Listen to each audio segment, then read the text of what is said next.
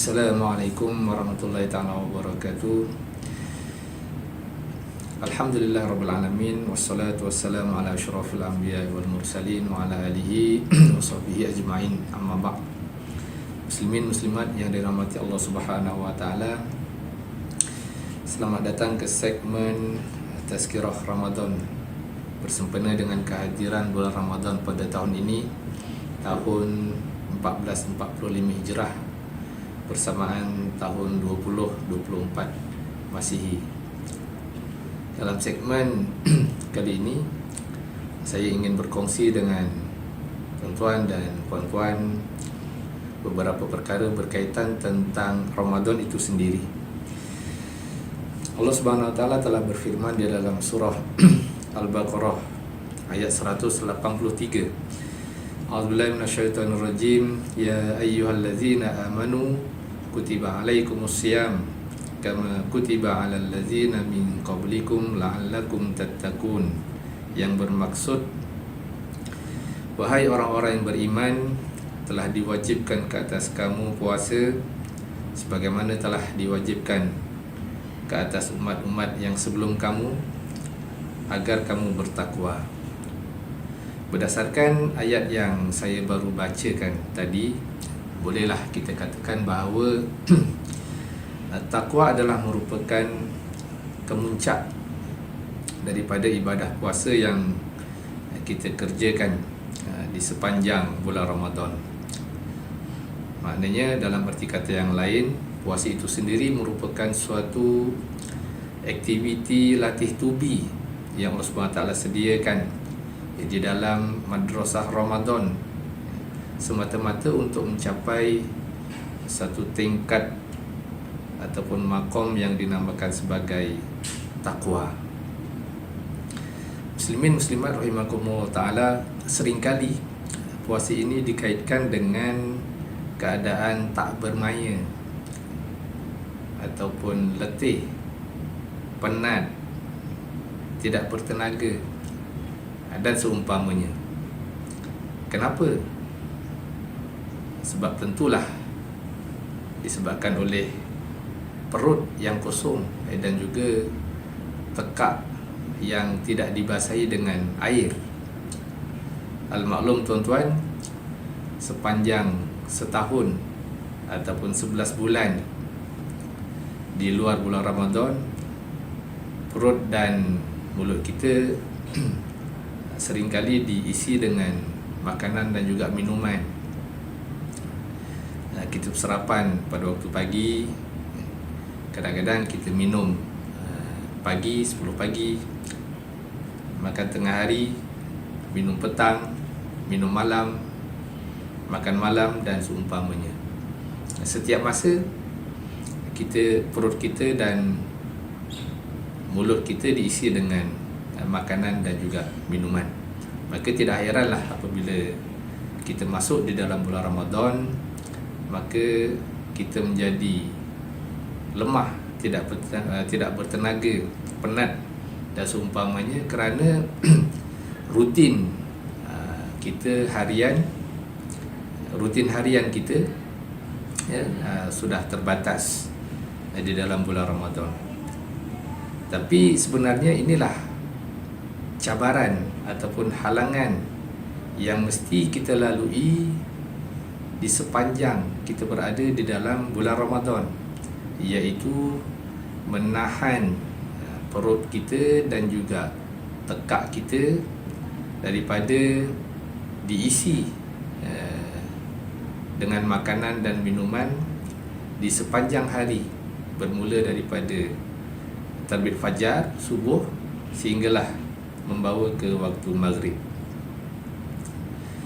Sesuai dengan definisi puasa itu sendiri, iaitu menahan lapar dan juga dahaga, bermula terbit fajar sehingga ke waktu maghrib. Maka cabaran utama dalam kita berpuasa ialah cabaran perut dan juga mulut.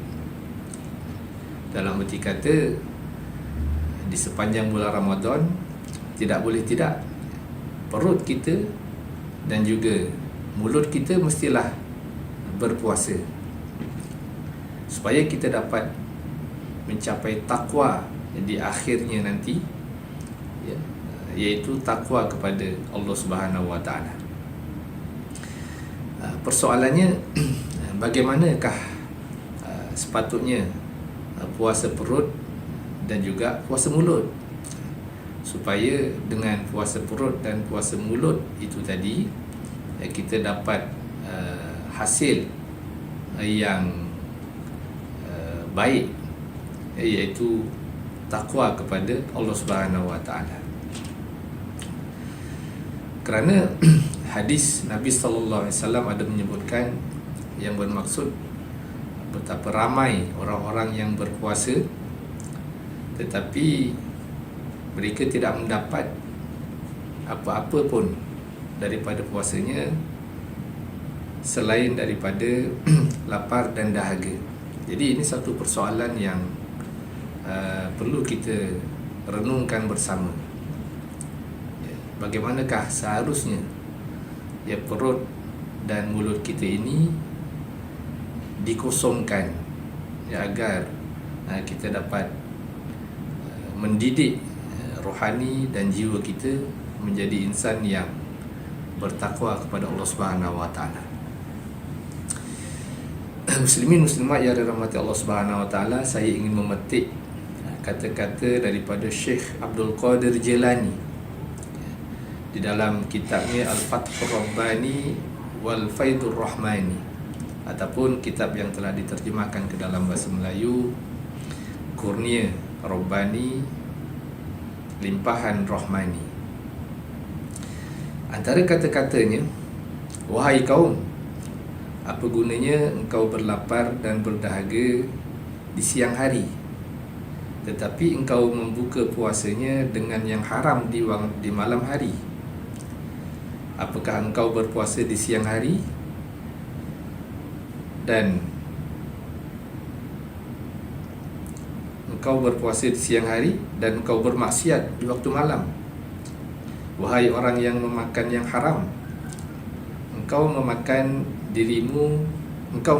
dirimu dari minum air di siang hari, lalu engkau berbuka dengan darah kaum muslimin. Sebab ramai di antara kamu orang yang berpuasa di siang hari dan membuat dosa di malam hari. Apa yang dimaksudkan oleh Syekh Abdul Qadir Jilani ini, tuan-tuan, antaranya ialah apabila dikatakan kamu berpuasa di siang hari dan berbuka dengan darah kaum muslimin, bermaksud kamu dalam keadaan kamu berpuasa tetapi kamu tidak dapat menahan mulut kamu daripada mencerca ataupun mengeluarkan perkataan-perkataan yang keji terhadap orang muslim yang lain. Ini bersesuaian dengan hadis Nabi sallallahu alaihi wasallam bahawa orang yang mengumpat ataupun orang yang mencaci keji orang lain samalah keadaannya seperti dia memakan daging saudaranya sendiri. Sebab itu Syekh Abdul Qadir Jilani menyebutkan di sini seolah-olah kita ini berbuka puasa dengan darah kaum muslimin. Ini bermaksud bahawa walaupun kita dapat menahan mulut dan juga perut kita daripada makanan-makanan yang zahir, yang nampak materialnya, tetapi hakikatnya apabila kita tidak dapat menjaga mulut kita ataupun lisan kita daripada perkataan-perkataan yang tidak bermanfaat ataupun perkataan-perkataan yang menyakitkan hati orang lain, maka menggambarkan bahawa puasa kita adalah puasa yang sekadar yang menahan lapar dan dahaga, tetapi puasa kita itu tidak dapat menjadikan kita seorang insan yang mulia, seorang insan yang bertakwa di sisi Allah Subhanahu wa taala. Begitu juga dengan perut kita, sebagaimana digambarkan oleh Syekh Abdul Qadir Jalani ini. Berpuasa di siang hari, menahan lapar di siang hari, tetapi berbuka dengan perkara-perkara yang haram. Apa maksudnya, tuan-tuan? Antara maksudnya, kita menahan lapar di sepanjang siang hari, tetapi apabila kita berbuka, makanan-makanan yang kita makan itu, walaupun mungkin makanan itu adalah makanan yang halal secara zahirnya, tetapi kemungkinan sumber yang kita gunakan untuk mendapatkan makanan tersebut adalah sumber-sumber yang haram. Mungkin sumber daripada rasuah, sumber daripada penipuan, mencuri dan seumpamanya. Ini juga suatu bentuk puasa ataupun menahan perut kita daripada makanan-makanan ataupun sumber-sumber yang halal di siang hari, tetapi malangnya dicemari dengan makanan-makanan yang haram ketika mana kita berbuka puasa. Ini juga bersesuaian dengan hadis Nabi SAW yang menceritakan tentang bagaimana seorang musafir yang berdoa kepada Allah Subhanahu wa taala dalam keadaan pakaiannya itu pakaian yang compang-camping, pakaian yang tidak bersih, yang makanannya juga ataupun bekalan-bekalan yang dibawa juga bekalan yang didapati daripada sumber-sumber yang tidak bersih. Maka Nabi mengatakan, fa anna yustajabulah, maka bagaimanakah doanya itu akan diterima? Sudah tentulah doanya, ibadatnya tidak diterima oleh Allah Subhanahu wa taala, kerana pakaian yang dipakai ketika dia beribadat pada Allah Subhanahu wa taala itu adalah pakaian yang bersumberkan daripada hasil yang haram. Begitu juga makanan yang dimakan juga bersumberkan daripada hasil yang tidak halal. Maka ibadahnya itu menjadi ibadat yang sia-sia. Maka begitu jugalah dengan puasa kita.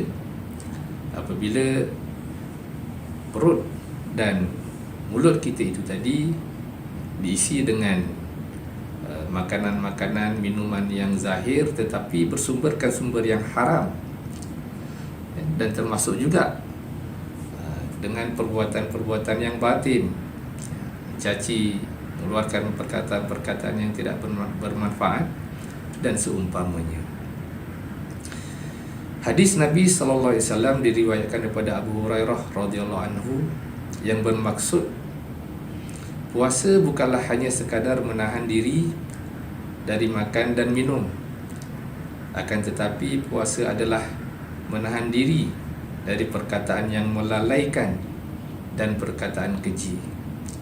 Maka tuan-tuan yang rahmati Allah Subhanahu wa taala, hadis ini menguatkan apa yang disebutkan oleh Syekh Abdul Qadir Jalani tentang betapa pentingnya kita ini ataupun perut kita ini berpuasa.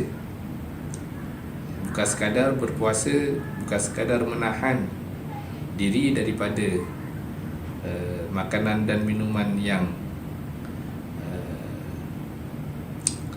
zahir, tetapi juga yang lebih penting ialah menahan diri kita, menahan lisan kita daripada mengungkapkan perkataan-perkataan ataupun ucapan-ucapan yang sia-sia, yang melalaikan dan tidak memberikan manfaat kepada diri kita sendiri. Inilah antara cabaran ataupun halangan daripada perut dan juga lisan ataupun mulut kita, yang mana ramai di kalangan kita, orang-orang yang berpuasa ini, tidak dapat melepasi halangan-halangan ini sehingga akhirnya puasanya itu hanyalah puasa yang sia-sia, hanyalah puasa yang sekadar menahan lapar dan dahaga, tetapi puasanya itu tidak dapat menjadikan dirinya itu sebagai seorang yang bertakwa kepada Allah Subhanahu Wa Taala. Tuan-tuan, puan-puan yang dirahmati Allah Subhanahu Wa Taala, mudah-mudahan puasa pada kali ini kita dapat berpuasa dalam erti kata menahan lapar dan dahaga, dalam erti kata menahan perut dan lisan kita daripada perkara-perkara yang diharamkan oleh Allah Subhanahu Wa Taala, bukan sahaja di siang hari tetapi juga di malam hari. Hadis Nabi sallallahu alaihi wasallam, man shoma ramadhana imanan wa ihtisaban ghufira lahu ma taqaddama min zambi. Sesiapa yang berpuasa di dalam bulan Ramadan dengan penuh keimanan, dengan penuh keinsafan, dengan penuh pengharapan, maka diampunkan baginya dosa-dosa yang telah lalu. Sekian, selamat berpuasa. Assalamualaikum warahmatullahi taala wabarakatuh.